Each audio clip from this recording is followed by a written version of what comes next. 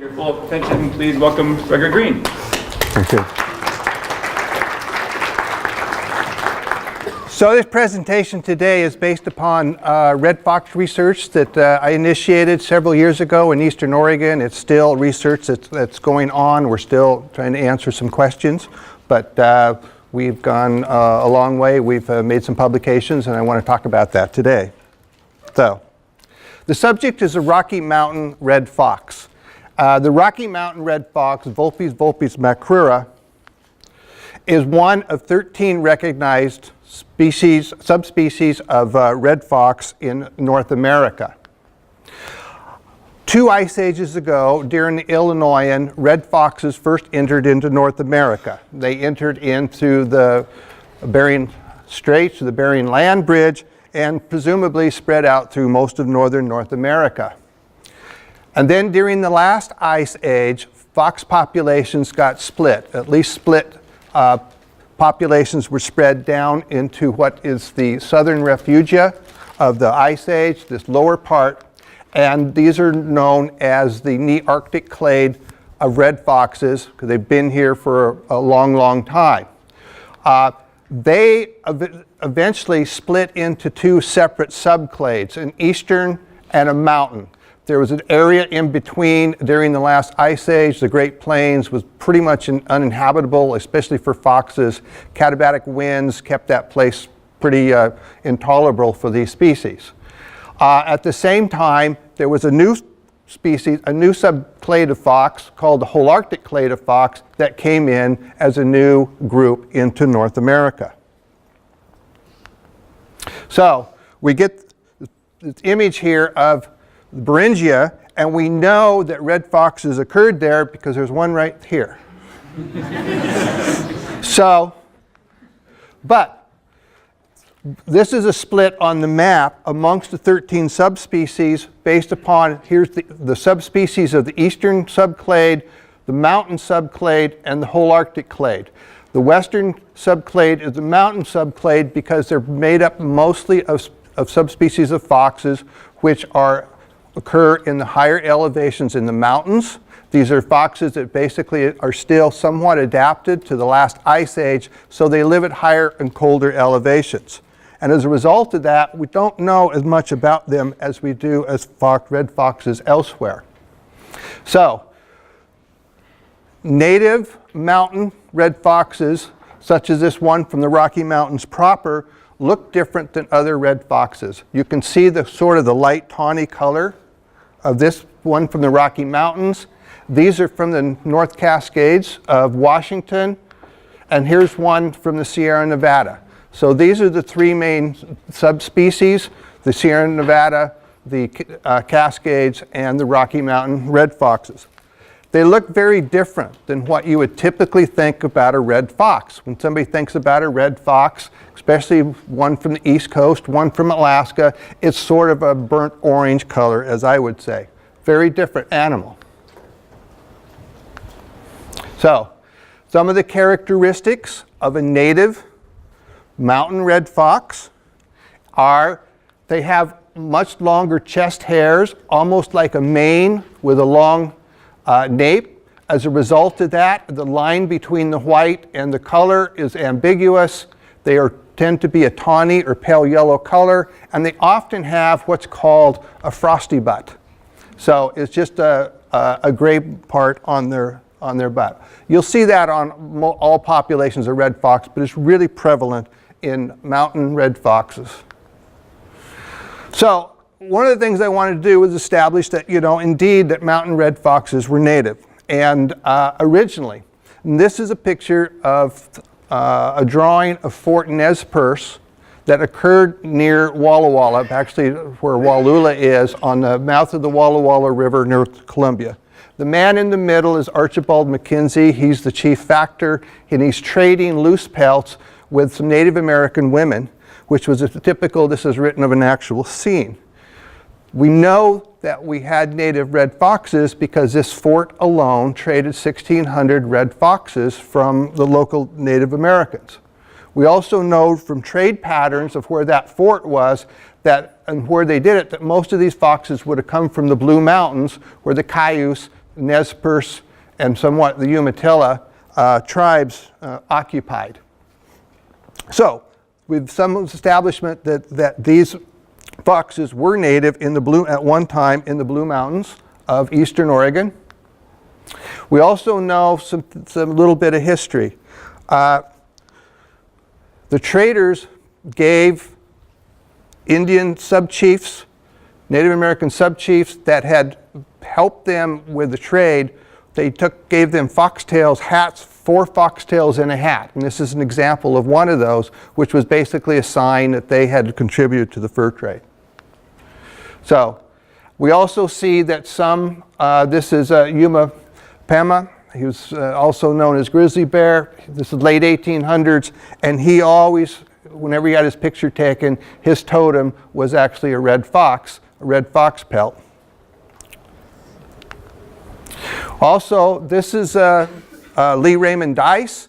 He is one of the fathers of modern genetics, but he actually grew up in just out in Dayton, just outside of Walla Walla, and his first scientific research as a young man was as a master's at UCLA, which he did on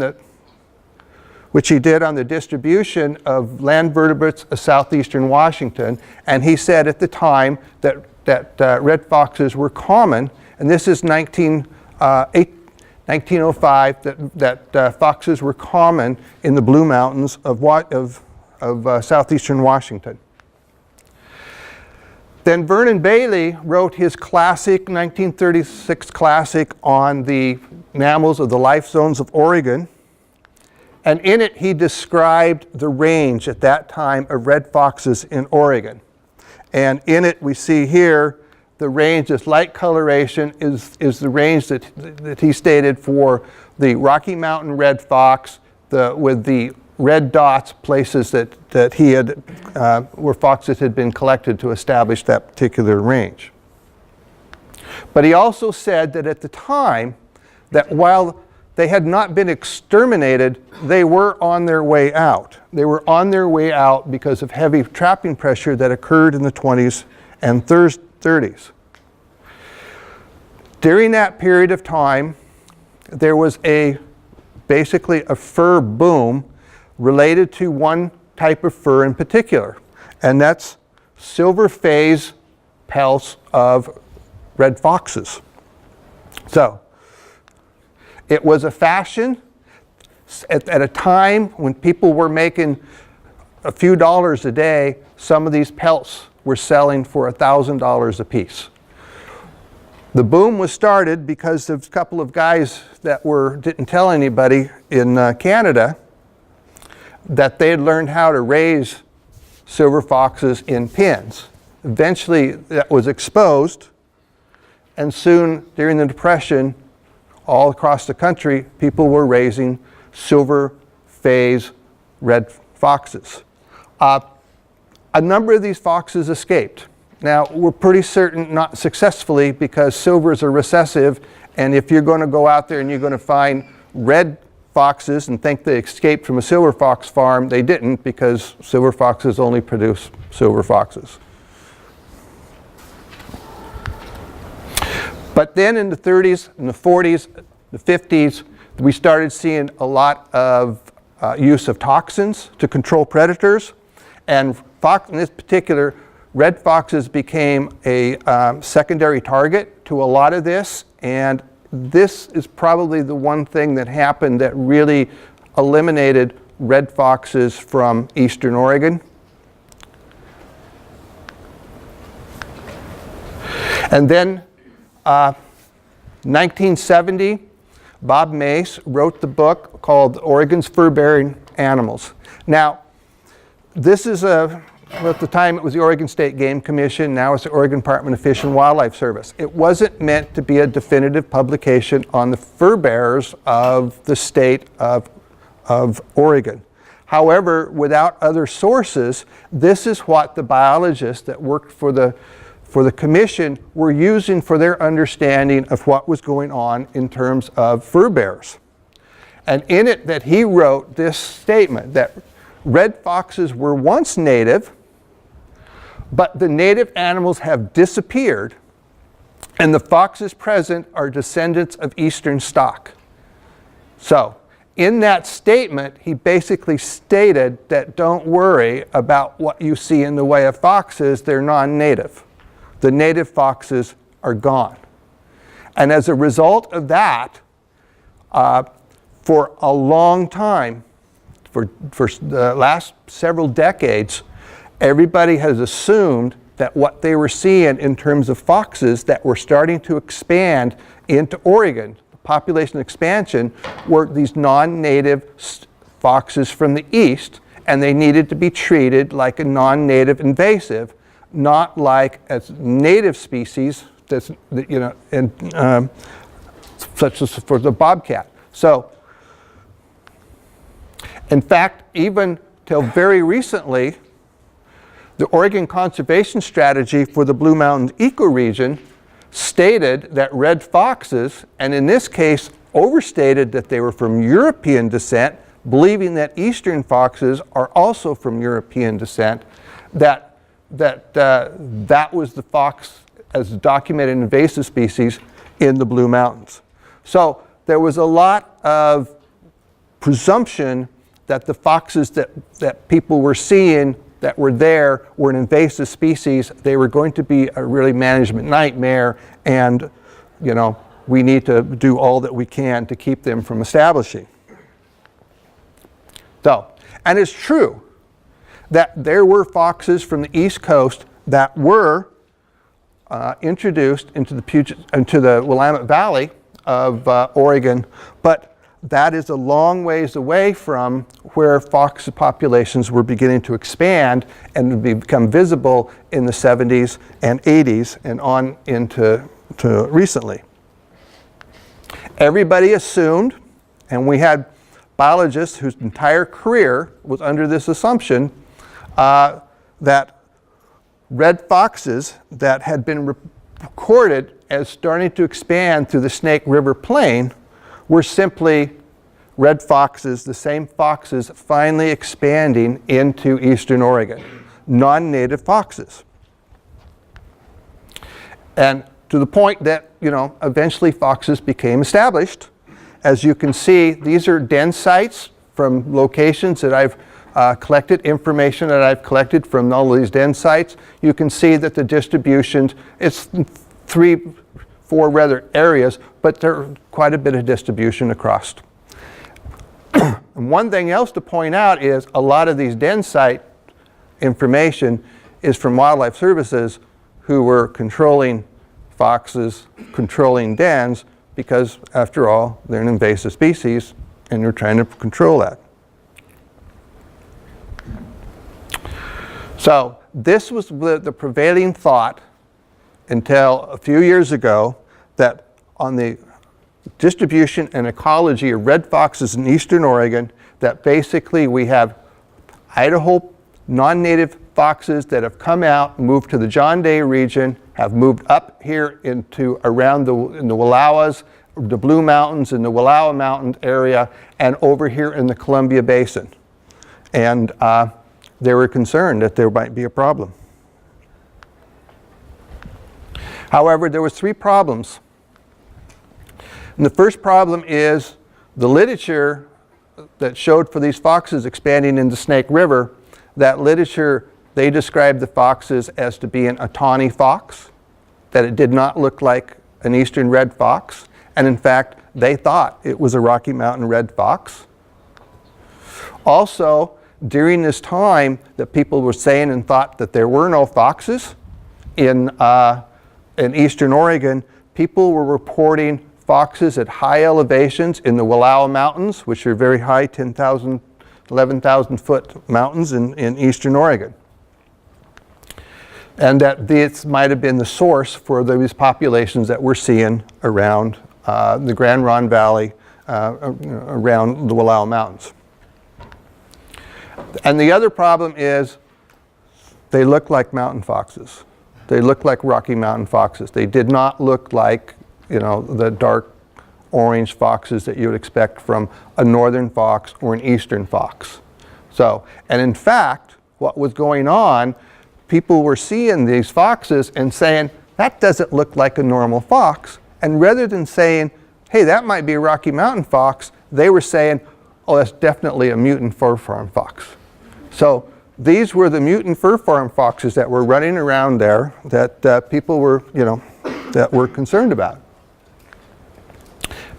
So the fox up there on the upper left, that's taken with a game camera, and that's the fox that started the study. So that was taken in my colleague's, one of the co-authors' backyard. He's actually the district biologist, Oregon Department of Fish and Wildlife in La Grande, former roommate of mine. And he had asked me about the foxes because I had had some experience with foxes in California. And just basically was kind of coming back home, and we were in his backyard, we saw this fox. And he said, well, what do you think? And I said, you know what? I think that's a Rocky Mountain red fox. I think people are mistaking it.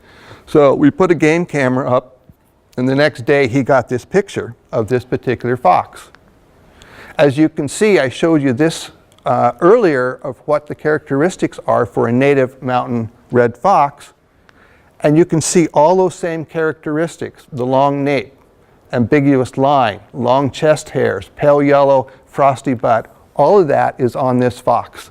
I knew that I was looking at a native fox that seemed like nobody else in Eastern Oregon, was understood.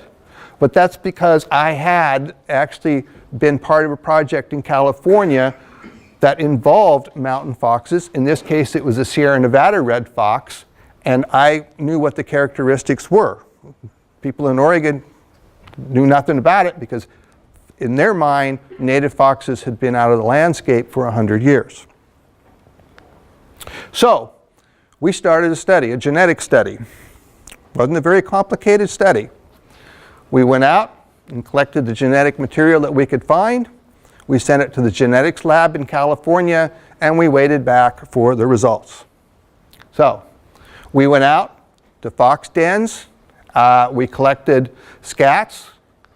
We collected hair. This is Leonard here doing that. We collected tissue samples from road kills, from trapper kills, from every source that we could, and tried to collect as much information that we could over a few years of period. Then we sent it to the lab for DNA analysis. Now, the first analysis that we did was analysis of mitochondrial DNA. Mitochondrial DNA is the DNA that's part of the cell, and it's the DNA that you inherit from your mother. There's nothing in mitochondrial DNA that you inherit from your father. It's all from your mother. And what we're looking at are two loci on there. Well, one loci, which is a cytochrome B site, one locus, and D loop, which I don't want to get into all the details with this. It gets kind of wonky and complicated. But what these two sites do is that they have a fairly fast mutation rate. So they gather mutation over time, and it's very easy to use this to be able to look at ancestries and evolutionary trajectory, because it accumulates two populations that are separated apart, one here and one there, that are become separated. Then they're going on their own evolutionary track. For the mitochondrial DNA, it happens quickly, so you can see that change really quickly, so you can start to see that separation between those two particular groups. So what we wanted to do is these are called haplotypes that we're talking about here in terms of the different sites of the different populations. And they've been named. And so basically, if the foxes that we had out there were European foxes, like the conservation strategy thought they might be, then they would be haplotype U, or the cytochrome B. If they're foxes that came from Alaska, which you'd expect to find are fur farm foxes, because all the fur farm foxes are Alaskan-based foxes, because they have the thickest, most luxurious coats, because coming from a colder environment. If they're foxes that have been transplanted from the East Coast, especially in places that foxes have been transplanted for purposes of fox hunting, which became popular in parts of Oregon but popular in California, or to supplement loss of populations, then you would expect F. But if it's a native fox, honest to God native fox, then you would find haplotype A. So, note here that across these counties in eastern Oregon, of our samples, of 65 samples, 91% were haplotype A. 9%, these 6 samples here, were haplotype G, fur farm foxes, native foxes. 91%. And if you only look at those that were collected within the original range that Bailey had described, that jumps up to 97%. So what we were seeing was native foxes re-expanding original range. When we add in the D loop, tells us a little bit more. What we found is that 50 of these foxes were A19. A19 is a common haplotype in all the subspecies of mountain foxes, whether it's Cascade, Rocky Mountain, or Sierra Nevada. But haplotypes A37, 43, and A82, there's 7 of them here. Those have only found in Rocky Mountain red foxes, so it's telling us that those foxes that we're finding are not only mountain foxes, they're Rocky Mountain red foxes, reestablishing their original range. So the 6 that were here are Alaskan-based foxes and most certainly would have come from a fur farm. So in fact, this is what we saw between the green native and blue, the non-native. Other than this one fox here, which we'll talk about a little bit later, this is being all of the native habitat, we had a mix of native and non-native haplotypes in the Columbia Basin where foxes originally did not occur. So this is the native range, where the original range of the native foxes, and like you can see there, all but one of those, and there's actually a lot more of those. There's a lot of them are stacked on top of each other. There's a lot more of those foxes there than that image shows. So, but all that tells you is one of your mothers, one of your grandmothers, and these foxes was a native fox. It doesn't tell you how native, because foxes from different populations will interbreed. So, are we seeing a big mixing of native and non-native foxes? And the only way to look at that is to look at the nuclear DNA. So, what we did is we went electrophoresis, we looked at 28 different loci on the fox genes to be able to determine, how native these particular foxes that we're finding were. So, I don't want to lose you. I don't want to get complicated, so we're not going to get complicated. So we're going to start out with something we all know, and that's cows. How you analyze nuclear DNA data. So, you do it with a model called cluster analysis. And what cluster analysis is that you give all the data that you've collected from all the animals of all the 28 sites, and you put it in this model. And you tell the model, okay, based upon similarities and dissimilarities, I want you to partition these foxes out into different groups. And for instance, assume the population they came from is two different groups. So this is from the genome from cattle, to give you an example. They did that, and what they got is reds and blues. And the reds that are here are, this for example is a Brahma bull, this over here is a Hereford. And there are 2 types of cattle. Most people know this, that you have your milk cattle and beef cattle, and then you have your warm cattle, which are like Brahma bulls, the cattle that you see in Africa, the cattle in India from Indian origin. And this is what this is showing here, because all this red, this is the Brahma, these are all your milk cows and beef cows, and this is Beef Master, and Beef Master is a cross between those two. So, So when you set the population to 3, something else breaks out. It's called endama. Endama is an African beef cow, but it was, it was basically developed independently. Keep in mind, these cattle came from, domesticated from different populations of auroch, which was the native Ice Age cattle. So there was a southern auroch, a western auroch, and a northern auroch, and that's what originated these populations. But when you come down here and you set it to 9, you still see the Brahmas here, but over here you see these yellows. Angus and red Angus. They're both yellow. Well, they should be, because red Angus is just a color phase of Angus. Then over here you see these individuals. This is Guernsey, this is Jersey, these are milk cows, they're island cattle. They only were developed on an island independently. Island cattle. This is an island English cattle. Holstein is a Dutch cattle, but the Romans made it to where nobody could buy or purchase those cattle because they were used to make, originally, to make the footwear for the Roman soldiers. These ones that are blue are continental cattle, Limousin, Charolais, belted Swiss. They're France, Switzerland, they're all these countries that are next to each other, so there's a lot of gene flow. So, where you have an isolated population due to an island, it has its own color. If there's gene flow between them, they have the same color. So that's what we are looking for in our fox DNA. This is a comparison with what our results with fox populations throughout the West Coast. Look over here.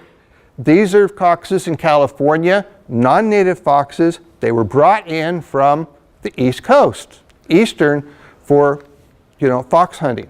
So yes, they're both yellow. Over here, this is all by itself. This is foxes, Sierra Nevada foxes from Lassen Volcano. It's been isolated for hundreds of years. It's its own color. Cascades, really dark blue. Here's the Sacramento fox, a subspecies recently described, another isolated fox. But over here is the Rocky Mountain foxes, which has light blue and a dark blue. And then over here, these are the foxes from our study.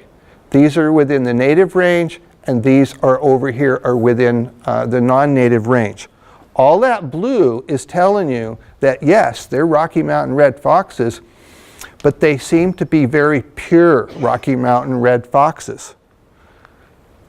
Compared it even a little closer, specifically, we looked at Rocky Mountain red foxes from Nevada and where in the Rocky Mountains, you see all this red. Over here, you see all this blue.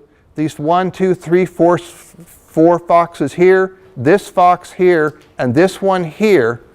Those are the 3 foxes who's carried haplotype G.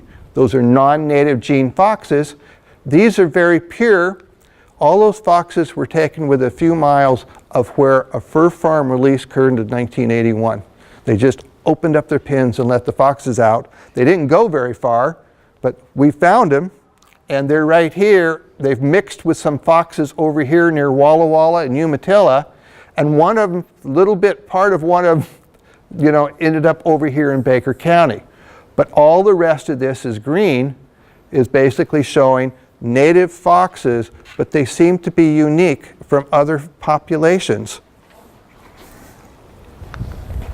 So this is kind of looking at it. So the non-native, the blue, are over here. That's right where that fur farm release occurred. The native greens are here, and then Rocky Mountain, the reds are here and here. And what it indicates, appears to be, is if you look at it and just say those that are 90% green, that bar is just 90% green, all of those are right here around the Wallowa Mountains, and then a little bit over this way, indicating that we have, wouldn't want to say an isolated population, but a unique population, and starting to expand over to the irrigated pastures, irrigated farmland of Walla Walla. So, are they coming out of the Wallowas? Is is this an original relic population that survived all of that hunting, all of that trapping, all that poisoning population of foxes that were in the high Wallowas? That was the question. So, we felt that we understood that probably what was happening was these were Wallowa foxes, these were Idaho foxes, both of them were coming over here and mixing with those non-native foxes. But we just weren't sure what we were dealing with in terms of the origin for the Wallowas because we hadn't been there. At the same time that we were doing this work, from the same lab that we were working at, they went and did a similar study, but all their foxes are from museum specimens. All those foxes there were taken prior to 1905. So, and meaning that none of these would have anywhere any non-native mix in them. So they're all pure foxes. And there's something that they found that I thought was interesting is right here. They found, and this is the Wallowas, and this is the Blue Mountains. And they found a difference that there was an Intermountain West type of fox and a Northern Rockies type of fox, and it seemed to be exactly what we were seeing now, still today. So, our conclusions were that virtually all the foxes that are within northeastern Oregon with the original range are native. Outside of the original range, they're a mixture of native and non-native.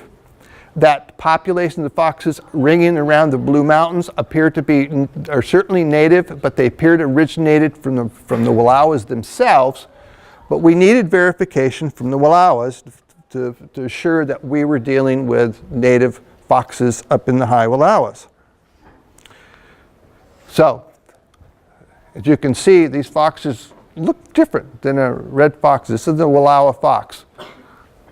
So this past summer, I was able to garner together some friends and some money from the Forest Service, and we put together a little pack string, and we went up in the high Wallowas, up in this country, known to have foxes. It's the Sheep Creek Basin, and one of the type specimens for Rocky Mountain red foxes came from here, so we wanted to go back to one of the original areas, and we had reports from people.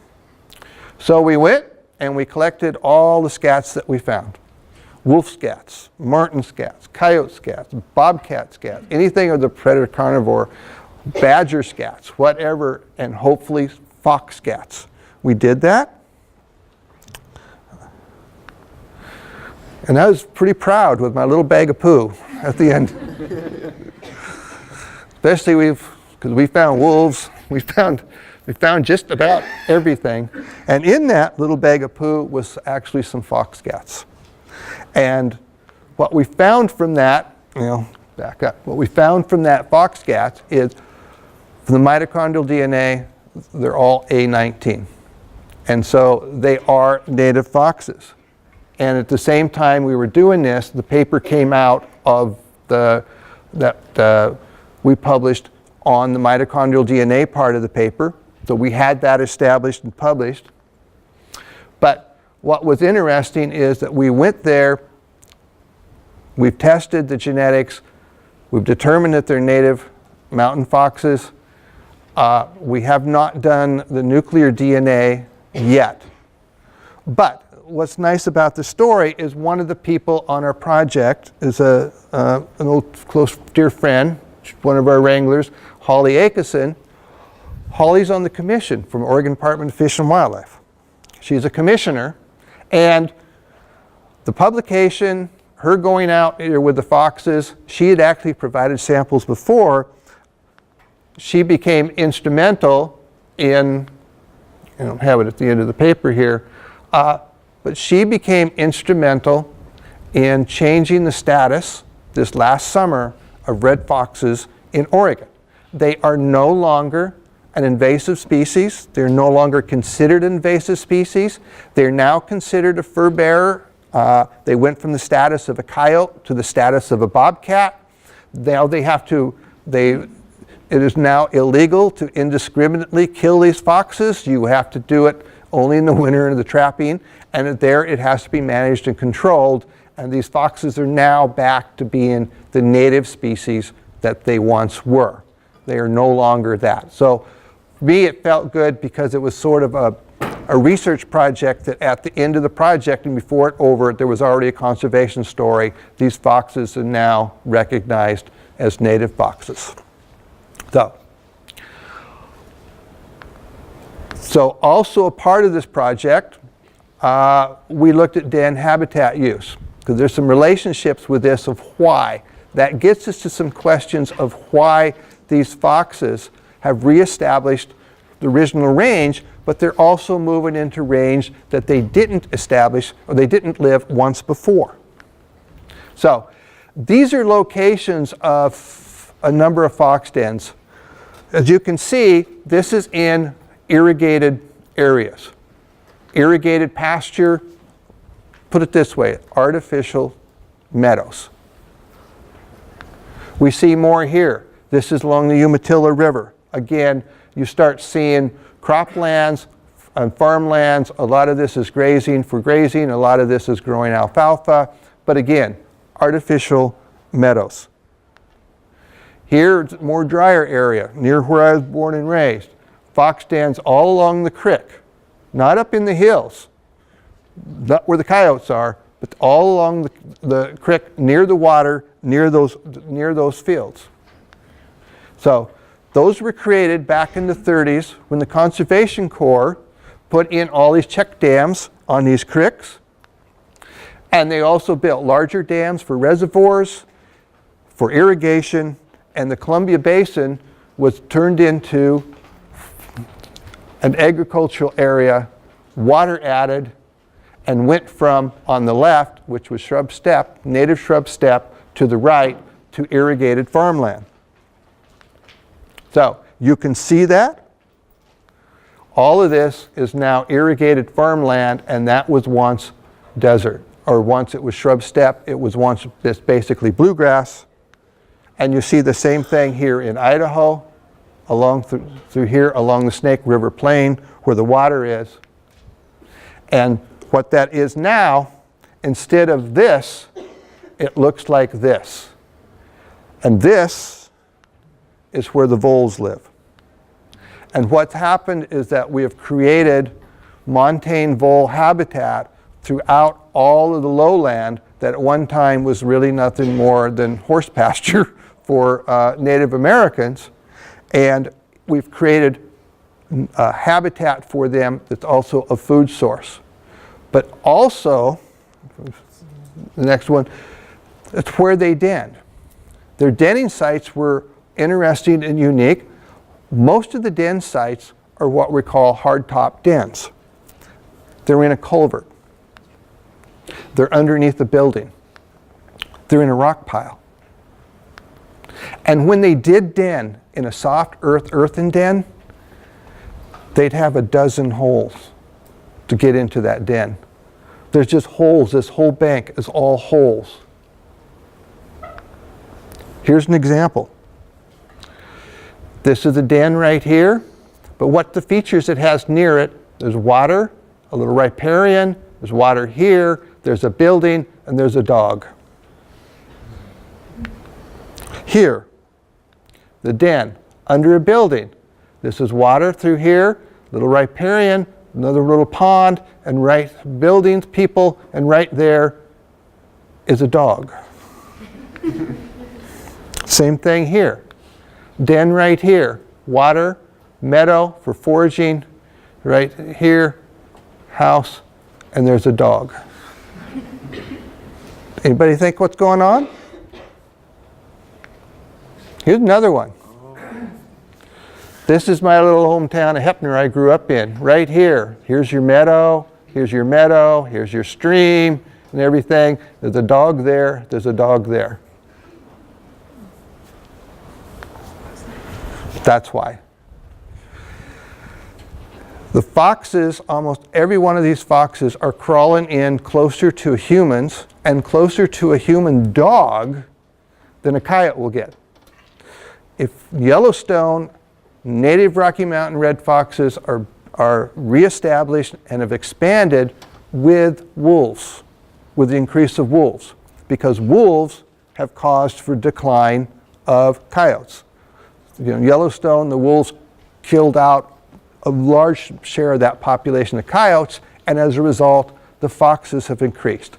There's nothing that a coyote loves to do is kill a den of wolf pups. They are vicious on the foxes know it, and they go hide in the creeks, they stay away from the coyotes, and they den next to the dogs. What's a dog? It's a wolf, and that's what's going on. Not unique from our study. Other studies have seen the same thing. But we've created in the higher elevations, up in the Wallowa Mountains, there are not as many coyotes up that high. So a lot of people feel that they're up high where there's meadows that are up high, so there's food, there's rocks that are up high, but it's higher than a lot of the coyotes will get. And now with the wolves coming in to the Wallowas, that it may be seeing even an increase in foxes. So, this is my hometown. Dan.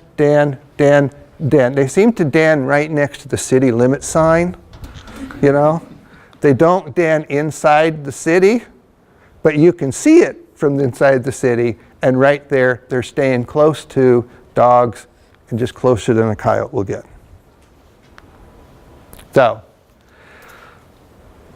they're denning in places where there's surrogate wet meadows, basically irrigated pastures and farmland, where there's vole population has now increased.